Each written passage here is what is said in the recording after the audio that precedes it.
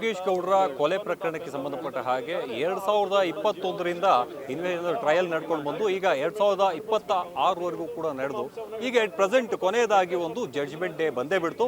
ಅದರಲ್ಲಿ CBIಗೆ ಗೆಲುವಾಗಿದೆ.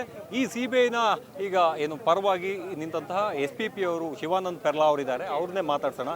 ಹೇಗೆ ಅನಿಸ್ತಾ ಇದೆ ಸರ್ ಇಷ್ಟು ವರ್ಷ ಈಗ 2021ರಿಂದ? ಸಂತೋಷವಾಗಿದೆ ನಮಗೆ, ಯಾಕಂದರೆ ಆಫ್ಟರ್ ಫೈಟಿಂಗ್ ಫಾರ್ 10 years ಅದು ಒಂದು 2 ವರ್ಷ ನಾವು ಆಕ್ಟಿವ್ ಆಗಿ ಡೇ ಟು ಡೇ ಟ್ರಯಲ್. ಇದರಲ್ಲಿ ಏನಾಗಿದೆ ಅಂದರೆ ಈ ಕೇಸಲ್ಲಿ honourable supreme court has directed the trial court to conclude the trial within 2 months. ಆದ ಕಾರಣ ನಾವು ಅದನ್ನು ಬಹಳಷ್ಟು ಡೇ ಟು ಡೇ ಟ್ರಯಲ್ ಮಾಡಿ ಎಲ್ಲ ವಿಟ್ನೆಸ್ಸನ್ನು ಕರೆಸಿ ನಮ್ಮೆಲ್ಲ ಟೀಮಿನವರೆಲ್ಲ ವಿಟ್ನೆಸ್ಸನ್ನು ಅವತ್ತು ಕರೆಸಿ ಎಲ್ಲ ತನಿಖೆ ಮಾಡಿ ಅವರಿಗೆ ನಾವು ಎಲ್ಲ ಅವರನ್ನು ವಿಚಾರಣೆ ಮಾಡಿ ಮತ್ತು ಅಲ್ಟಿಮೇಟಾಗಿ ಅವರ ಹೇಳಿಕೆಯನ್ನೆಲ್ಲ ಪಡ್ಕೊಂಡ ಮೇಲೆ ಆರ್ಗ್ಯುಮೆಂಟನ್ನು ಮಾಡಿ ಇವತ್ತು ಈ ಜಡ್ಜ್ಮೆಂಟನ್ನು ಸನ್ಮಾನ್ಯ ನ್ಯಾಯಾಧೀಶರು ಕೊಟ್ಟಿದ್ದಾರೆ. We are very happy. ಯಾಕೆಂದರೆ ಬಹಳಷ್ಟು 1-2 ವರ್ಷ ನಂತರ ಹೆಕ್ಟಿಕ್ ಎಫರ್ಟ್ ನಂತರ ನಾವು ಈ ಒಂದು ಉತ್ತಮವಾದ ಜಡ್ಜ್ಮೆಂಟನ್ನು ಕೊಟ್ಟಿದ್ದಾರೆ ಸನ್ಮಾನ್ಯ ನ್ಯಾಯಾಧೀಶರು.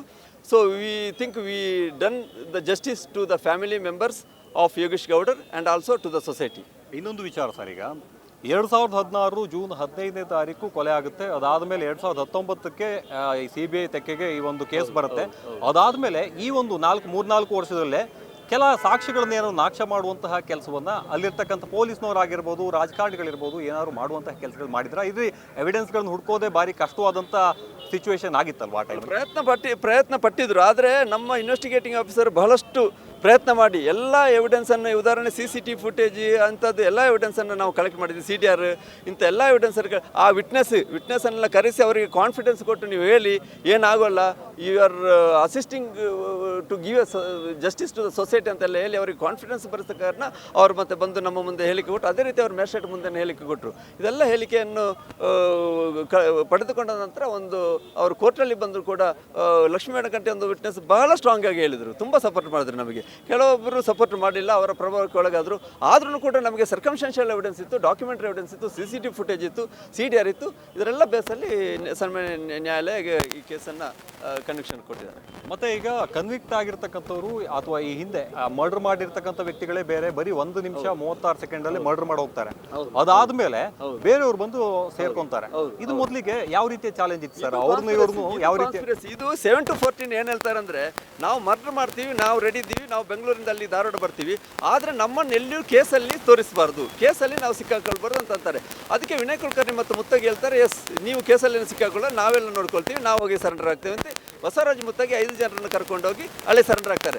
ಅಂದರೆ ಬಸವರಾಜ್ ಮುತ್ತಗಿ ಮತ್ತಿದ್ರು ಆ ಸ್ಪಾಟಲ್ಲಿ ಇರಲಿಲ್ಲ, ಅವರು ಅಸಲ್ಟ್ ಮಾಡಿಲ್ಲ, ಅವರು ಹಂತಕರಲ್ಲ, ಬಟ್ ಅವರು ಪಕ್ಕದ KCD ಸರ್ಕಲಲ್ಲಿದ್ದು ಈ ಮೂವ್ಮೆಂಟ್ ಎಲ್ಲ ನೋಡ್ತಾ ಇದ್ರು.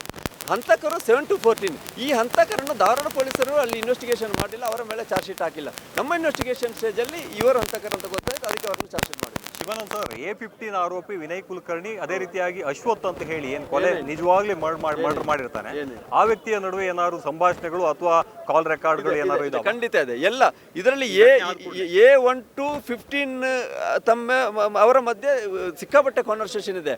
ಮುಂಚಿನ ದಿವಸ ಆ್ಯಕ್ಚುಲಿ ಅವರು 14ಕ್ಕೆ ಬೆಳಿಗ್ಗೆ ಮರ್ಡರ್ ಮಾಡಲಿಕ್ಕೆ ಪ್ಲಾನ್ ಮಾಡಿದ್ರು. ಅವತ್ತೊಂದು ವಿನಯ್ ಕುಲಕರ್ಣಿ ಒಂದು ಗಾಡಿ ಹೋಗುತ್ತೆ, ಆ ಗಾಡಿ ನೋಡಿ ಇವತ್ತು ಬೇಡ ಡೌಟ್ ಬಂದು ಬರುತ್ತೆ ಅಂತ ಅವರು 15ಕ್ಕೆ ಮಾಡಿದ್ರು. 15ಕ್ಕೆ ಬೆಳಿಗ್ಗೆ ಅವರು 14ರಿಂದ ಅದಕ್ಕಿಂತ ಮುಂಚೆನೇ ಕಾನ್ಸ್ಪಿರಸಿ ಇದೆ. 13 ತಾರೀಕಿನಿಂದ ನಿರಂತರವಾಗಿ ಮುತ್ತಗಿ ಮತ್ತಿತರ ಎಲ್ಲ ಆರೋಪಿಗಳು ಸಂಭಾಷಣೆ ಮಾಡ್ತಾ ಇರ್ತಾರೆ. ಆ ಸಂಭಾಷಣೆ ಅದು ನಮ್ಮ CDR ಅಲ್ಲಿ ರೆಕಾರ್ಡ್ ಆಗಿರುತ್ತೆ. ಅದೇ ರೀತಿ ಅವರ ಟವರ್ ಲೊಕೇಶನ್ ಒಂದೇ ಜಾಗದಲ್ಲಿರುತ್ತೆ. ಬೆಳಿಗ್ಗೆ ಆ 15/6/2016ಕ್ಕೆ ಬೆಳಿಗ್ಗೆ 6:45ರಿಂದ ಅವರೆಲ್ಲ tower location A7 to 14 tower location ಒಂದೇ ಕಡೆ ಇರುತ್ತೆ, ಬಾಕಿದ್ದವರದ್ದು KCD ಸರ್ಕಲ್ ಪಕ್ಕ ಇರುತ್ತೆ. ಈಗ ಪ್ರತಿಯೊಬ್ಬ ಆರೋಪಿಗಳದ್ದು ಶಿಕ್ಷೆಯ ಪ್ರಮಾಣಗಳು ಒಟ್ಟು A16ವರೆಗೂ ಕೂಡ ಜೀವಿತಾವಧಿಯ ಅಥವಾ ಎಷ್ಟು 15 ಇಯರ್ಸ್ ಅಥವಾ ಜೀವಿತಾವಧಿಯ ಟಿಲ್ ಇಸ್ ನ್ಯಾಚುರಲ್ ಡೆತ್ ಅವರು ಜೈಲಲ್ಲಿ ಇರಬೇಕು. ಅದು life imprisonment definition and meaning. Power ಇರೋದು government can remit after 14 years. ಅದು ಡಿಸ್ಕ್ರಿಪ್ಷನ್ ಆಫ್ ದ ಗೌರ್ಮೆಂಟ್, ಅದು ನ್ಯಾಯಾಲಯದ ಪರಿಕಲ್ಪನೆ ಅಲ್ಲ. ಇನ್ನು ಆಗಿನ ಕಾಲದಲ್ಲಿ ಅಲ್ಲಿ ಇದ್ದಂಥ 2016ರಲ್ಲಿ ಇನ್ಸ್ಪೆಕ್ಟರ್ ಆಗಿರ್ತಕ್ಕಂಥ ಧಾರವಾಡ ನವನಗರದ ತಿಂಗ್ರೀಕರ ವಿಚಾರಕ್ಕೆ ಸಂಬಂಧಪಟ್ಟ ಹಾಗೆ ಎಷ್ಟು ವರ್ಷ ಸಜೆ ಆಗಿದೆ ಮತ್ತು ಫೈನ್ ಎಷ್ಟಾಗಿದೆ? ಅವರಿಗೆ 7 ವರ್ಷ ಹಾಗೂ ಫೈನ್. ಯಾಕಂದರೆ ಅವರ ಮೇಲೆ evidence 201 disappearance of evidence and 218 creating false record. ಅದಕ್ಕೆ ಅವರಿಗೆ ಮ್ಯಾಕ್ಸಿಮಮ್ ಸಜೆ ಕೊಟ್ಟಿದ್ದಾರೆ. ಇನ್ನೊಂದು ಕನ್ವಿಕ್ಷನ್ ವಿಚಾರಕ್ಕೆ ಸಂಬಂಧಪಟ್ಟ ಹಾಗೆ ಈಗ ವಿನಯ್ ಕುಲಕರ್ಣಿ ಅವರ ವಿಚಾರಕ್ಕೆ ಈಗ ನೆಕ್ಸ್ಟ್ ಈಗ 2 ವರ್ಷದ ಮೇಲ್ಪಟ್ಟು ಎಲ್ಲರೂ ಸಜೆ ಆಯಿತು ಅಂತ ಹೇಳಿದರೆ ಅವರ ಶಾಸಕತ್ವ ಸ್ಥಾನಕ್ಕೆ ಸಮಸ್ಯೆಗಳಾಗ್ತವೆ. ಅವರ ಶಾಸಕತ್ವ ಈಗ ಹೋಗುತ್ತೆ. ಯಾಕಂದರೆ ರೆಪ್ರೆಸೆಂಟೇಷನ್ ಆಫ್ ಪೀಪಲ್ ಆ್ಯಕ್ಟ್ ಪ್ರಕಾರ 2 ವರ್ಷಕ್ಕಿಂತ ಮೇಲೆ ಸಜೆ ಆದರೆ ಅವರ ಮೆಂಬರ್ಶಿಪ್ ಆಟೋಮೆಟಿಕ್ ಆಗಿ ರದ್ದಾಗುತ್ತೆ. ಓಕೆ, ಇವಿಷ್ಟು ಶಿವಾನಂದ ಪೆರ್ಲಾ ಏನು CBIನ ಏನು SPP ಇದ್ದಾರೆ ಅವರ ಮಾತಾಗಿದೆ. ಓವರಾಲ್ ಆಗಿ ಈಗ CBIಗೆ ಒಂದು ಗೆಲುವಾಗಿದೆ.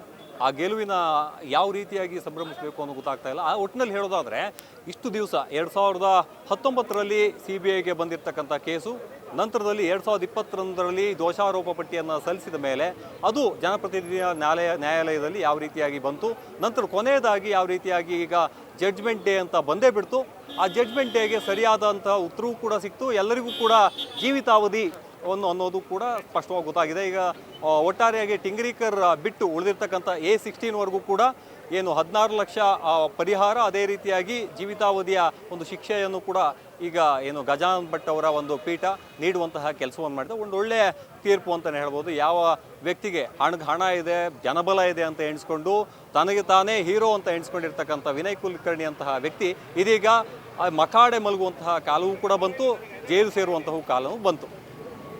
ದತ್ತರಾಜ್ ಪಡುಕೋಣೆ, ಅಶ್ವವೇಗ ನ್ಯೂಸ್, ಬೆಂಗಳೂರು.